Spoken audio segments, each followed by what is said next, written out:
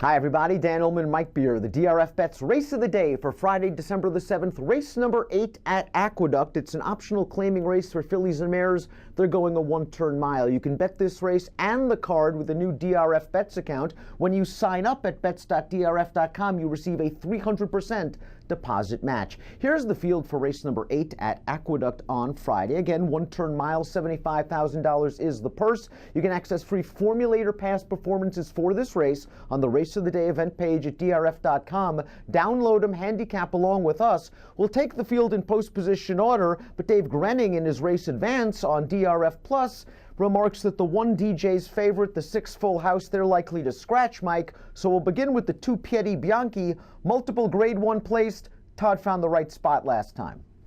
Yeah, sent her out to Indiana to get against Indiana breds, and she got the job done, but not with a very good figure. I don't know, Dan. To me, she's just probably not that good. You see that she's run 10 times, 5 of them in grade 1 races. So maybe you feel like she's better than she is. I don't know. I don't really like any of her races. I thought she was fine last time, but I wasn't blown away by that win. And that wasn't a very strong field of Indiana breds. Todd found the spot to get the valuable stakes win. She was 3-5 in that race. She came from the back of the pack. It'll be interesting to see what kind of pace she gets in here. She has not gotten faster at all. As a 2-year-old, she earned an 82 Beyer speed figure in her second lifetime start, and 2 starts back as a 3-year-old, she earned an 81. Jump Ruler is the number 3. We're going to take a look at the Timeform US pace projector because we are expecting the 6 Full House to scratch. That could put the number 3 Jump Ruler out on the lead for trainer Kelly Breen. Jump Ruler ran 3rd last time out, no match for a runaway winner. The runner-up came back to win at Churchill Downs with an 82 Beyer speed figure. I don't like that Jump Ruler was listed as a vet scratch on November 17th. I don't love that either, but I kind of like this spot for this horse. We'll see if she can just show up and run her best race. To me, even if that Jerkins horse was going to stay in the race, Full House, I would just be sending this horse from the inside post and try and make the lead. She's run a couple of races in the past that would make her a contender in a race like this, especially if she can get to the front. I think there's a real chance she makes the front in this race. Tanya's Gem is stretching out in distance, moving from turf to dirt. Her most recent start on the dirt was a 4-horse field in an off-the-turf race going 6 furlongs. She got a nice trip in behind a pace battle and was simply second best. Her dirt figs just pale in comparison to those of the top contenders. Maybe she shows a little more speed stretching out? Yeah, just probably not fast enough to really win. She's the kind of a neat horse, though, because she's a real overachiever. I mean, she shows up and she runs no matter what the surface. She just does her best. It feels like even her best won't be good enough against this field, but she's a pretty cool horse. Annie Rocks is another horse that's been campaigning on turf recently, another horse that's stretching out in distance. The last time she raced on dirt, she was in against a tough Linda Rice horse named Picture Day, who came back off the win to finish second at Belmont with a 78 Beyer speed figure. She really would improve if the track somehow comes up wet. That seems to be her game along with turf. Yeah, she really does like wet tracks, so that would help, but there's no rain in the forecast to help her, it doesn't look like. I don't know, Dan, she just sort of lost me. Clearly she's better on turf at this stage of her career. There was a time when she was actually really good on dirt as well.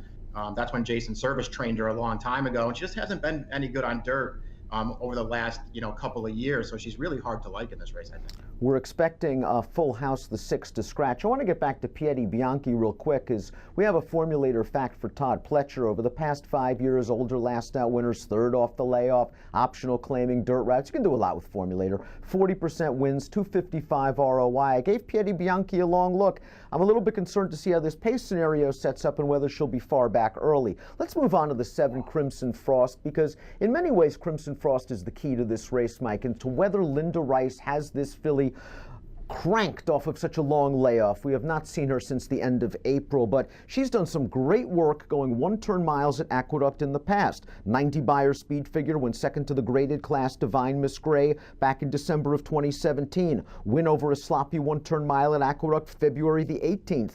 I think this filly is okay, and she took on some tough company in her 2 starts before the layoff. Yeah, no, I agree with all that stuff. I mean, I think she's a huge contender in a race like this one. We'll see what happens as far as, how they bet the race and what price she goes off at. But she's got plenty of races that suggest she's a real contender in here. The layoff, I guess that would be the main concern with her. Linda Rice, I mean, she's fine off of layoff. She's not great. She's not one of those trainers that you look at and feel like this horse is going to be ready off the layoff. But they run, fairly well. They tend to show up and run their race off the break. So maybe that's a an okay thing for this horse. She likes Aqueduct. She likes the one-turn mile. I think she's a huge player in here. First start on the Naira circuit for Tale of Promise, the number 8, a horse who was well beaten at this level at Parks last time out at 26-1. The fourth place finisher out of that race came back to win, but needed a drop to a $16,000 claimer to do so with a 73 Beyer speed figure. This horse's Beyers are just light recently, and she's going to have to run the race of her career.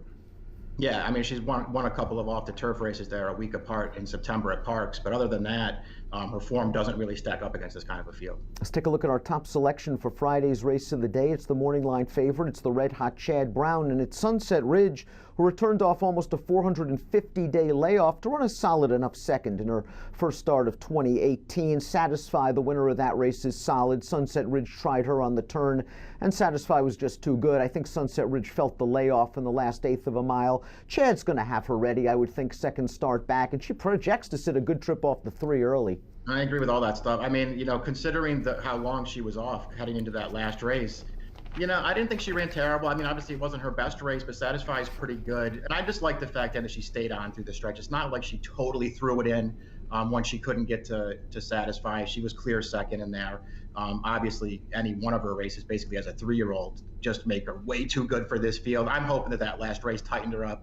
And she has the benefit of catching, I think, her main competition, Crimson Frost, off the layoff in here. I'm taking Sunset Ridge. I'm going with Sunset Ridge as well. Who do you like underneath? Because Sunset Ridge is going to be real tough to take at a short price to win. Do you lean on her in multiple race wagers? Do you play her and key her on top in single race exotics? How would you play this race, if at all?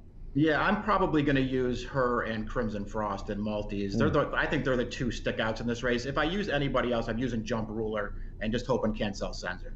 Mike's going with Sunset Ridge. I'm going 9, 7, 4, and 2 in our DRFBets Friday race of the day. It's the 8th at the Big A. Bet it with a DRFBets account. When you sign up, you are rewarded with a 300% deposit match. Easy sign up at bets.drf.com. Approximate post time for the feature at the Big A on Friday, 3:47 Eastern. Good luck.